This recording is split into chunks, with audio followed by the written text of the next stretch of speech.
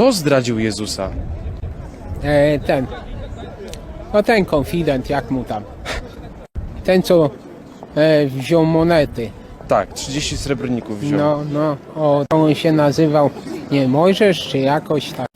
Cześć, witam Was. Moi drodzy, dzisiaj miało być standardowe podsumowanie tygodnia, ale nie będzie dzisiaj polityki. Już się tłumaczę dlaczego. W sumie to wczoraj wieczorem dopiero się dowiedziałem, że dzisiaj, czyli 14 kwietnia, jest taka umowna 1058. rocznica chrztu Polski, czyli inaczej to rzecz ujmując, jest to 1058. rocznica okupacji Polski, narodu polskiego przez maleńkie państwo wyznaniowe, jakim jest Watykan. Datę przyjęto orientacyjnie jako 966 rok i ustalono arbitralnie na 14 kwietnia, gdyż wtedy była to Wielkanoc. Nie wiadomo jednak ani kiedy się to wydarzyło, ani co się wtedy wydarzyło. Z pewnością natomiast nie istniało wtedy coś takiego jak Polska, jaką dzisiaj znamy, którą można byłoby ochrzcić. Według nauk historycznych czy tych kościelnych, Mieszko się ochrzcił i jak za pstryknięciem palców powstała Polska. Większej bzdury nie było chyba. Jeśli ktokolwiek się ochrzcił, to zrobił to Mieszko z tą swoją drużyną i choć to też nie jest pewne, bo być może drużyna Mieszka już wtedy była chrześcijańska. Nie wiadomo też, gdzie by się to wydarzenie miało odbyć. Wiadomo jednak, że ów chrzest, czyli w istocie akt lojalności rodziny Mieszka wobec Cesarstwa Rzymskiego, czyli Niemców i papieża, można interpretować w szerokim takim dziejowym kontekście jako lokalną odsłonę chrześcijańskiego kolonializmu na wschodzie i południu Europy. Można by chyba powiedzieć tego całego tam ówczesnego wielkiego wysiłku zbrojnego, jaki znamy pod hasłem na przykład wypraw krzyżowych. Planem Mieszka było uwłaszczyć się na terenach niczyi, tak zwanych niczyich na wschodniej flance cesarstwa i aspirować do szeregów szlachty niemieckiej. W lokalnych ludach widział Mieszko tylko tanią siłę roboczą. Mieszko i jego syn Bolesław Chrobry zapoczątkowali niezwykle okrutny proces wynaradawiania Słowian oraz przeistaczania tych wolnych ludów w poddanych nowej tyrańskiej władzy.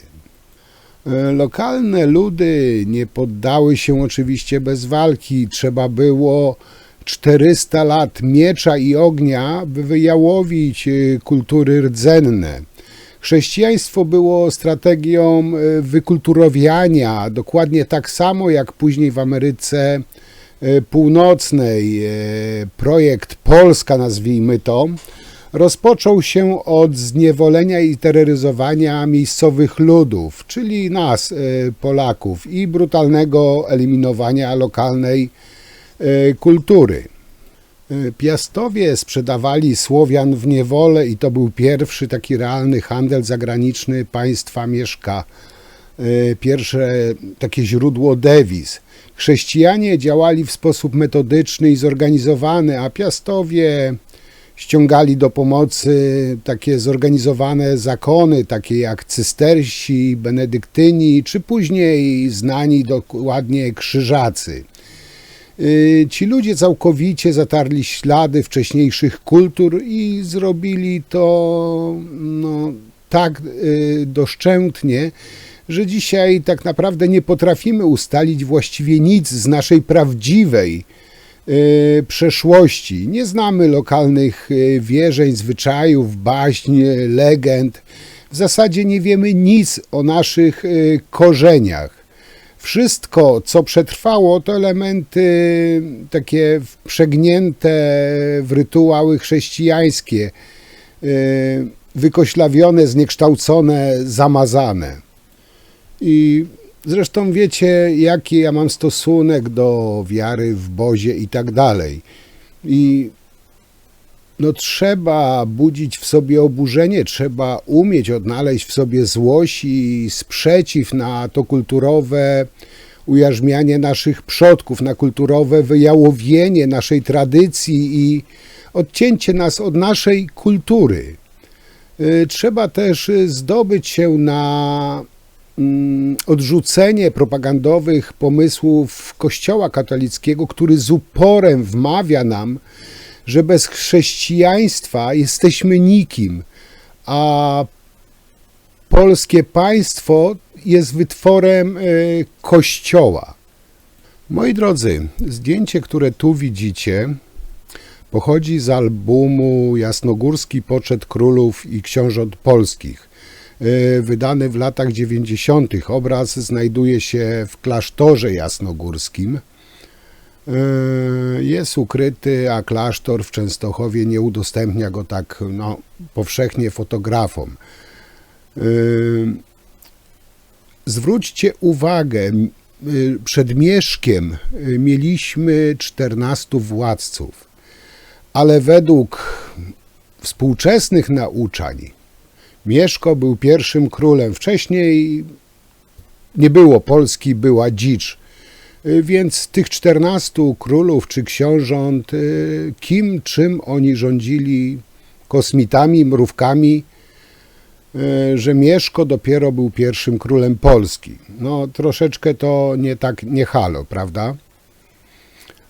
Zresztą wystarczy się troszeczkę zagłębić w historię własnego kraju, żeby się trochę więcej dowiedzieć, a nie słuchać bez namysłu to, co nam wciskają.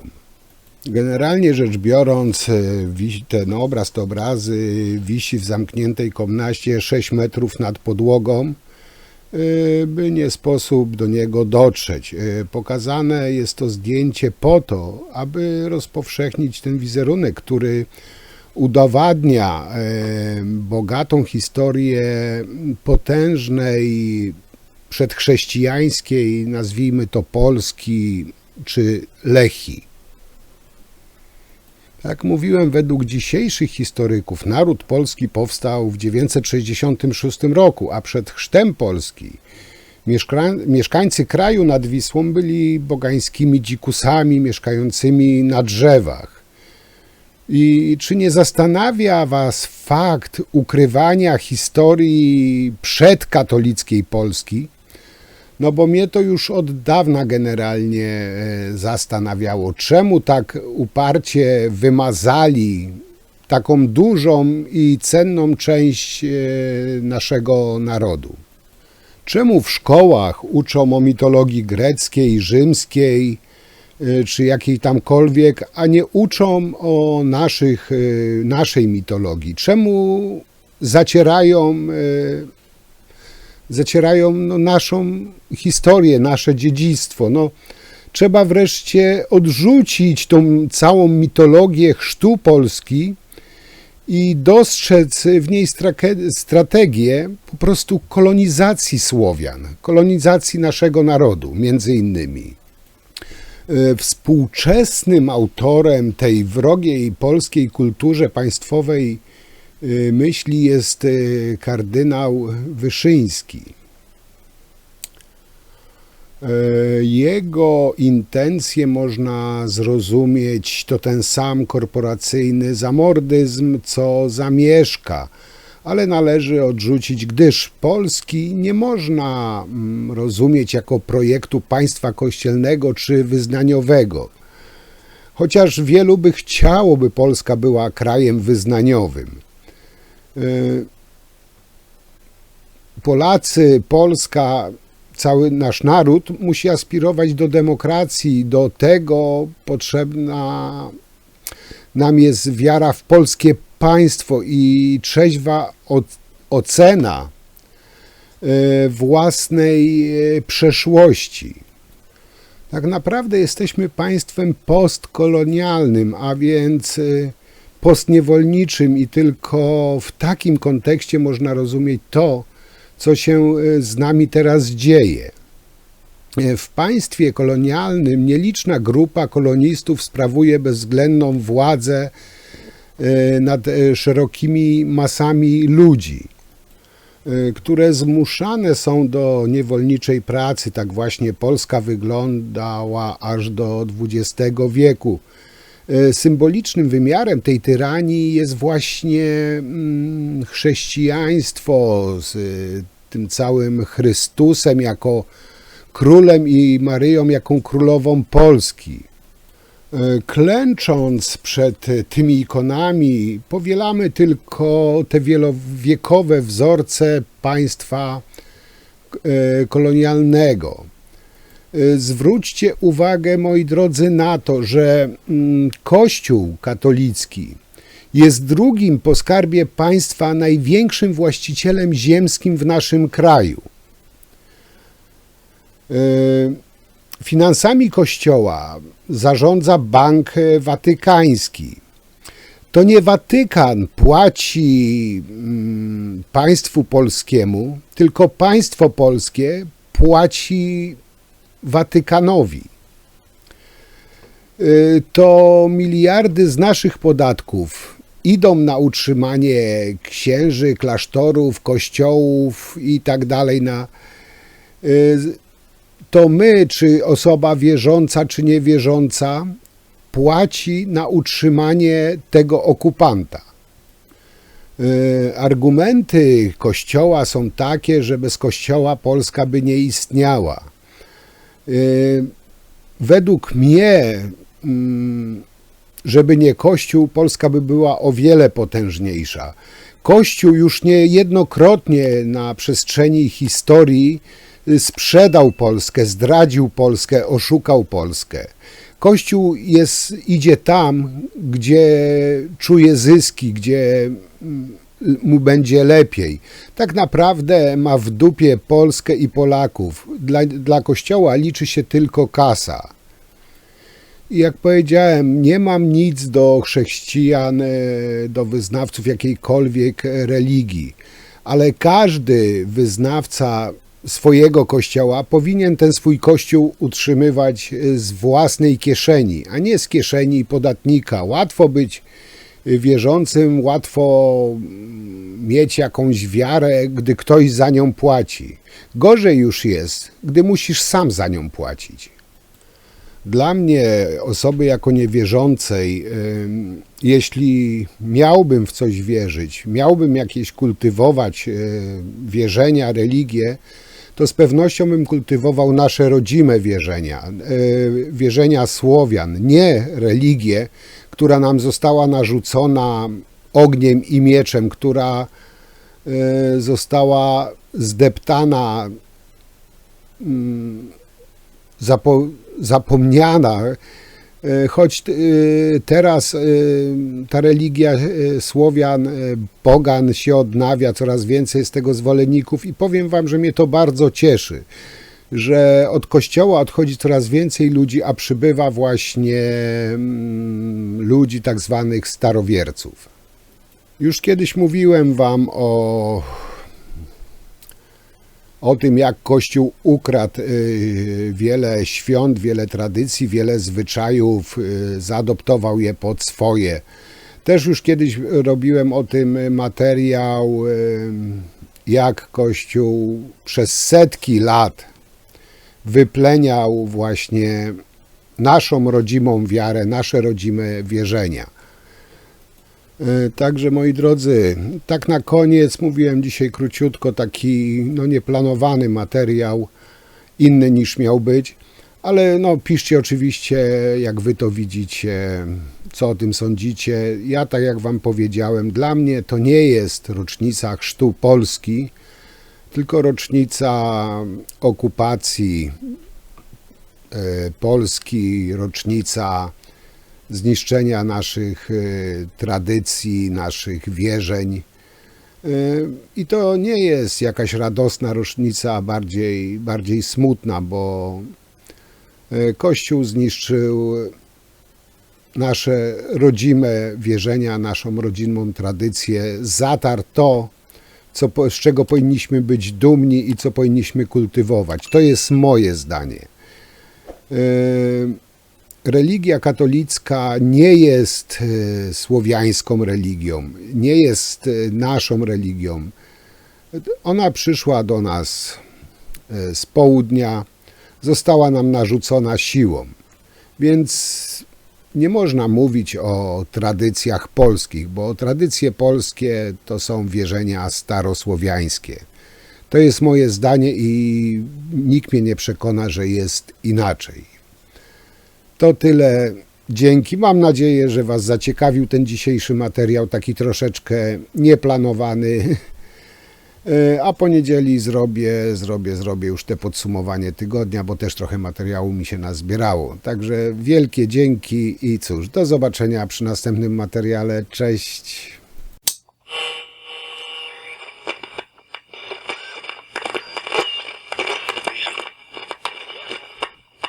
Dzień dobry, panie redaktorze. Jan Życzkowski, kłaniam się Państwu.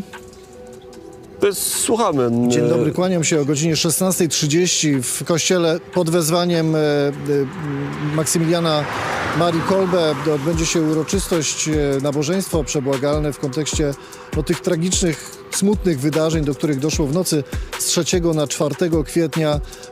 Nieznany sprawca ściął ten oto krzyż misyjny. Krzyż jest już w świątyni. Tam jest adorowany przez wiernych. Ja porozmawiam teraz z parafianami, którzy przyszli na tą uroczystość, dla których ta cała sytuacja jest olbrzymim wstrząsem. Ta sytuacja jest tragiczna. Jeśli dzisiaj pozwolimy, żeby ścinali nam krzyże, jutro będą nam dewastować cmentarze, a pojutrze co? Będziemy żyć w ciągłym strachu, że nasze wartości chrześcijańskie są niweczone, są niszczone, są dewastowane. Wie pan, to jest zdziczenie obyczajów. Po prostu ja słów nie znajduję, bo to się płakać chciało, jak przyszło się w to miejsce i nie było. Ja zawsze się, jak szłam do kościoła, się modliłam przed tym krzyżem, bo tak mnie nauczono w domu. A teraz idą, niszczą i to idzie od góry. To nie idzie od dołu, tylko od góry, bo pokazują takie... Nitras mówi, żeby opiłowywać katolików. To chyba nie tędy droga. Ludzie, opamiętajcie się, bo pójdziecie na same dno piekła. Panie Nitras, jak się pan teraz czuje? No nie wiem, co powiedzieć już więcej, szkoda słów. Panie, poproszę jeszcze. Jest nam bardzo przykro, jesteśmy bardzo zdruzgotani tym wszystkim. Podejdę do pana jeszcze i do pani, proszę. No, ściszenie obyczajów to jest prawda, ale tak jak pani powiedziała, to nie samy obyczaj, to jest również przykład, który jest przekazywany z góry. Tu pani wspomniała o Nitrasie. No jeśli był apel opiłowania katolików, no to jest nie pierwszy przypadek zresztą i uważam, że to jest tragiczne. Co będzie dalej, trudno sobie wyobrazić. Jeszcze pani komentarz. Ta sytuacja jest tu dla nas katolików bardzo bolesna i naprawdę nie życzymy sobie, żeby takie sytuacje się zdarzały. Szanowni Państwo, nie zatrzymuję, bo o godzinie 16:30 to dosłownie za 3 minuty. Bo jesteście, że jest republika. Bo byśmy nic nie wiedzieli, co się w tym kraju dzieje. Nie znalibyśmy prawdy. Dziękujemy za republikę. Dziękujemy Państwu bardzo. Nas wyzwoli. Szanowni Państwo, jesteśmy w Bogatyni, tak jak widzicie, parafianie wstrząśnięci tym, do czego doszło w nocy z 3 na 4 kwietnia. Nieznany sprawca ściął krzyż misyjny, który został w tym miejscu utwierdzony czy ustanowiony w 2000 roku. Więc stał tutaj 24 lata. No i teraz doszło do tego aktu wandalizmu, do tej profanacji, bo tak należy to nazywać,